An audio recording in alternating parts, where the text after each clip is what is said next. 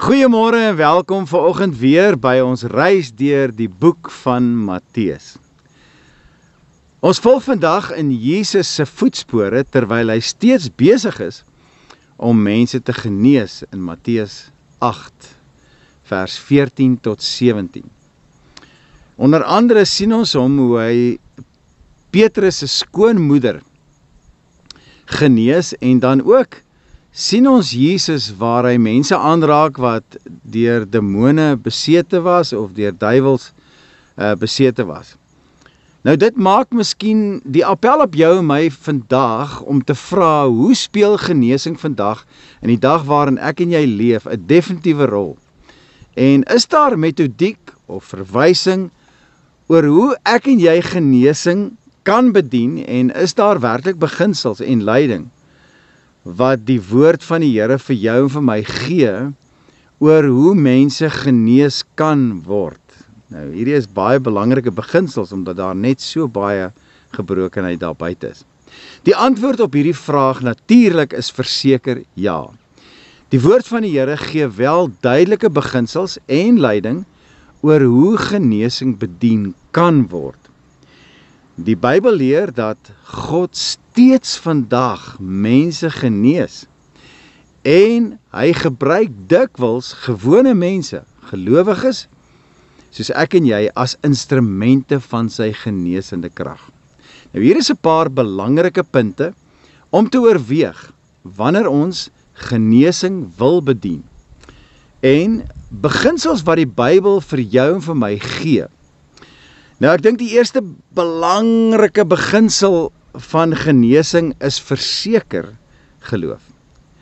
Geloof in Jesus Christus as die geneesheer en dat hy werklik groter is as jou siekte en by magte is om jou te kan genees. Daardie geloof is uiters noodsaaklik. Genesing kom deur geloof in Jesus se naam en in dit wat hy kan vermag. In Markus 16 vers 17 tot 18 sê Jesus, op siekes sal hulle die hande lê en hulle sal gesond word.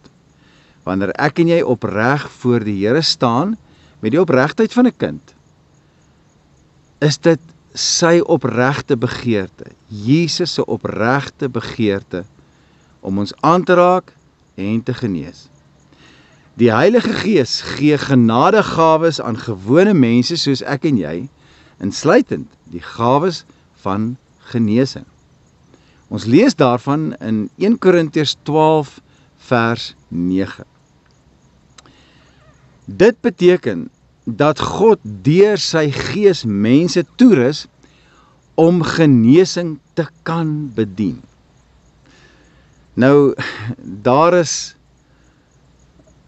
ook dan die beginsel van gebed en salwing met olie, waarvan ons lees in Jakobus 5 vers 14 en 15. Dis altyd vir my so aangrypend.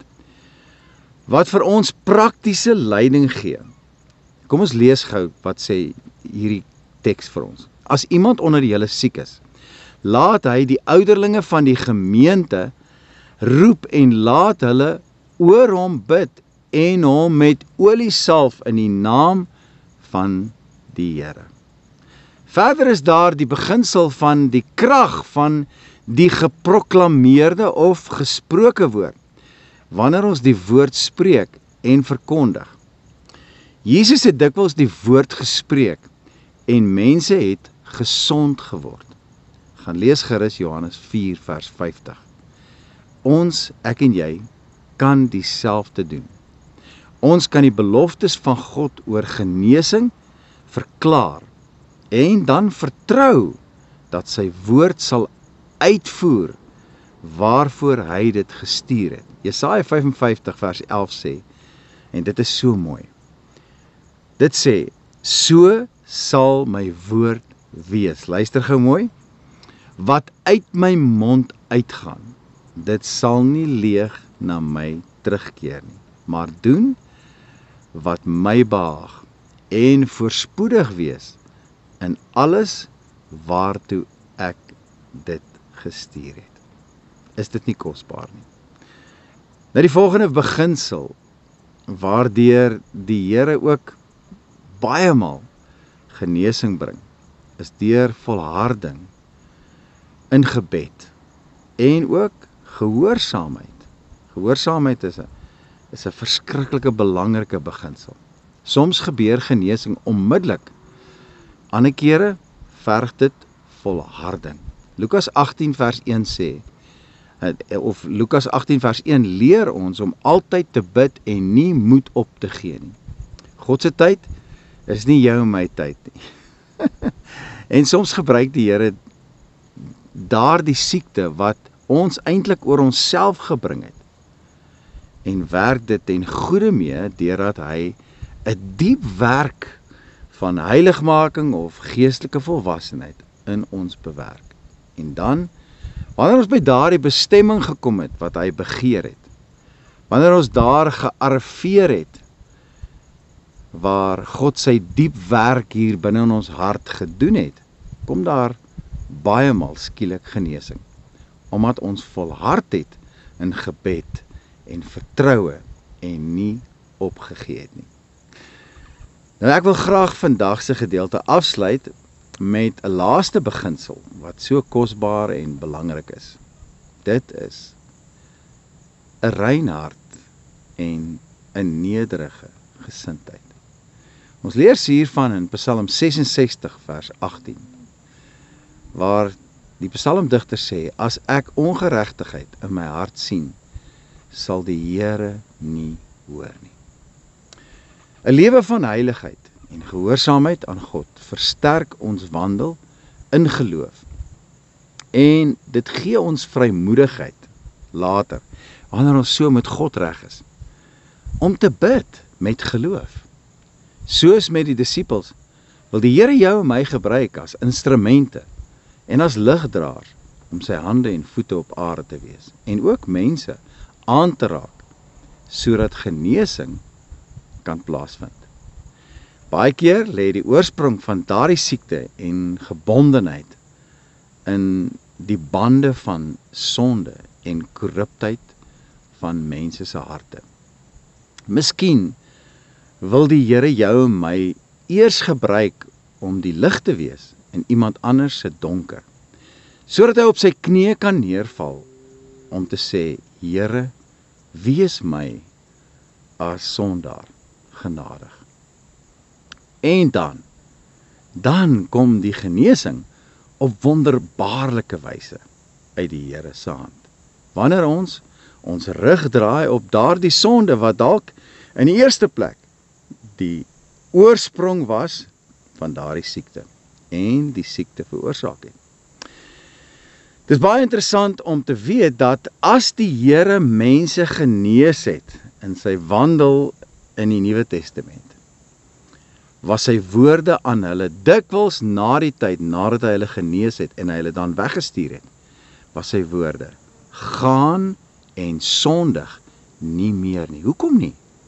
Want dit is die sonde wat die siekte gebring het. Soos die disippels van ouds kan ek en jy ook vandag sê, goud en silwer het ek nie, maar dit wat ek het, gee ek jou. Jesus het gesê, gaan heen, verkondig en sê, die koninkryk van die hemel het naby gekom. Maak siekes gesond, reinig melaatses, wek dooies op, dryf duiwels uit. Dis die roeping waarvoor Jesus jou en my as ligdraers geroep het. Is jy gereed om te antwoord op die roepstem van die Here?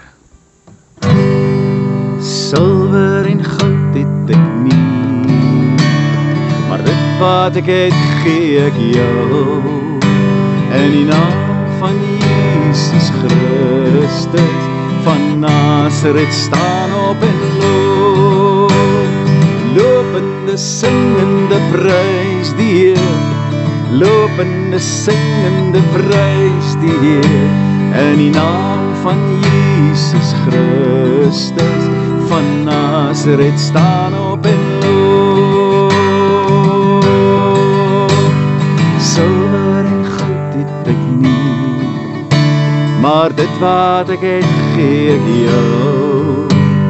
In die naam van Jesus Christus van Nazareth staan op en loop. Lopende, singende, prys die Heer. Lopende, singende, prys die Heer. In die naam van Jesus Christus van Nazareth staan op en